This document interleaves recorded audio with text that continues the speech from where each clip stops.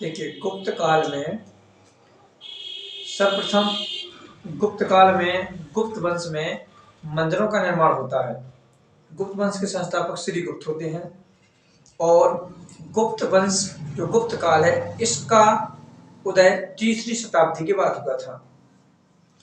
गुप्त वंश के संस्थापक श्री गुप्त होते हैं। इन्होंने ब्राह्मणों को कई गांव दान दिए और इन्होंने कई मंदिरों का निर्माण करवाया। विभिन्न जगह पर मंदिर बनवाए एवं इनके साम्राज्य में सभी समुदाय के लोगों का स्वागत किया जाता था।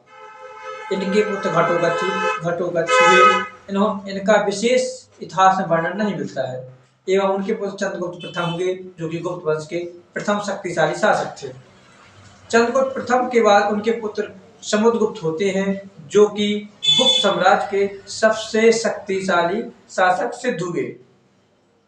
समुद्रगुप्त को गुप्त वंश का और पूरे भारत का नेपोलियन कहा गया है, क्योंकि यह एक अद्वितीय राजा थे। इनके दो पुत्र होते हैं, रामगुप्त और चंद्रगुप्त द्वितीय। रामगुप्त राजा बनते हैं और शकों के आक्रमण के कारण उनका राज्य छिन जाता है और चंद्रगुप्त द्वितीय को गद्दी मिलती है। और चंद्रगुप्त द्वितीय का विवाह फिर ध्रुव स्वामिनी से होता है और उनके पुत्र कुमारगुप्त होते हैं। चंद्रगुप्त द्वितीय भी इतिहास में एक बहुत बड़ा नाम है। इनके दरबार में अकबर के जैसे 9 रत्न रहते थे, जिसमें कालिदास जैसे, वराहमिहिर जैसे 9 लोग महान लोग थे।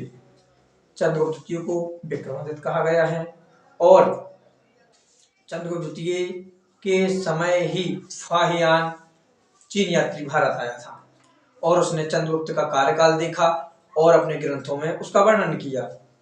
क्योंकि चंद्रगुप्त के राज्य में मदिरालय नहीं थे, मांस मदिरा का सेवन करने वालों को देश निकाला दे दिया जाता था। एवं चंद्रगुप्त के बाद उनका पुत्र कुमारगुप्त होता है, जिसने सबसे बड़ा कार्य किया, नालंदा विश्वविद्यालय की स्थापना, जिसे बाद में कुतुबुद्दीन ऐबक के साधारण से गुलाम बख्तियार खिलजी ने विध्वंस कर दिया। और अंतिम इसके बाद स्कंदगुप्त होते हैं। स्कंदगुप्त के बाद विष्णुगुप्त होते हैं और गुप्त वंश का इसके बाद पतन होने लगता है और धीरे धीरे गुप्त वंश समाप्त हो जाता है।